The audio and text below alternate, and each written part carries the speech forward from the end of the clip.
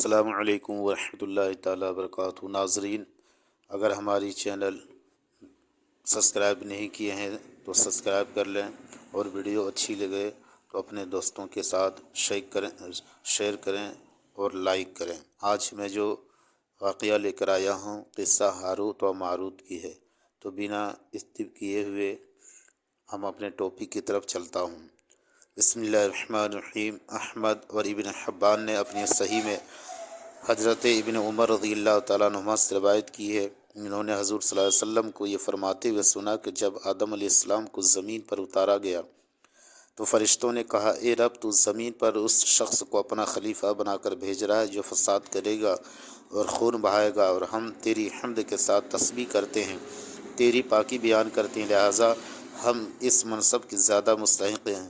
رب جلیل نے فرمایا، بے شک میں جانتا ہوں جو تم نہیں جانتے۔ انہوں نے عرض کی، اے اللہ، ہم تیری بنی آدم سے زیادہ اطاعت کرتے ہیں۔ اللہ تعالیٰ نے فرمایا، تم میں سے 2 فرشتے آئیں تاکہ ہم دیکھیں وہ کیسا عمل کرتے ہیں۔ انہوں نے عرض کی، ہاروت و ماروت حاضر ہے۔ رب تعالیٰ نے انہیں حکم دیا کہ تم زمین پر جاؤ، اور اللہ تعالیٰ نے زہرا ستارہ کو ان کے سامنے حسین و جمیل عورت کے روپ میں بھیجا۔ وہ دونوں اس کے ہاں آئے اور اس سے رفاقت کا سوال کیا، مگر اس نے انکار کر دیا اور کہا، بخدا اس وقت تک نہیں جب تک تم دونوں یہ کلمہ شرک نہ کہو۔ انہوں نے کہا، بخدا ہم کبھی بھی اللہ تعالیٰ کے شریک نہیں ٹھہرائیں گے۔ چنانچہ وہ عورت ان کے پاس اٹھ کر چلی گئی، اور جب واپس آئی تو ایک بچہ اٹھائے ہوئے تھی۔ انہوں نے اس سے پھر وہی سوال کیا، مگر اس نے کہا، بخدا اس وقت تک نہیں جب تک تم دونوں اس بچے کو قتل نہ کرو۔ انہوں نے کہا، بخدا ہم کبھی بھی اسے قتل نہیں کریں گے۔ پھر وہ شراب کا پیالہ لے کر لوٹی، اور ان دونوں نے اسے دیکھ کر پھر وہی سوال دہرایا۔ عورت نے کہا، بخدا اس وقت تک نہیں جب تک تم یہ شراب نہ پی لو۔ چنانچہ انہوں نے شراب پی اور نشہ کی حالت میں اسے جمع کیا اور بچے کو قتل کر دیا۔ جب ان کا نشہ اترا تو عورت نے کہا، بخدا تم نے ایسا کوئی کام نہیں چھوڑا جس کے کرنے سے تم نے انکار کر دیا تھا۔ نشہ کی حالت میں تم سب کام کر گزرے۔ تب انہیں دنیاوی عذاب اور آخرت کے عذاب میں سے کسی ایک کو اختیار کرنے کا حکم دیا گیا، اور انہوں نے دنیاوی عذاب کو پسند کر لیا۔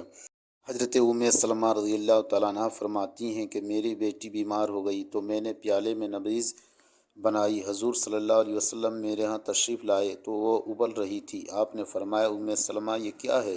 میں نے عرض کی کہ میری بیٹی بیمار ہے، اس کی دوائی بنا رہی ہوں۔ آپ نے فرمایا، اللہ تعالیٰ نے حرام کردہ اشیاء میں میری امت کے لیے شفا نہیں رکھی۔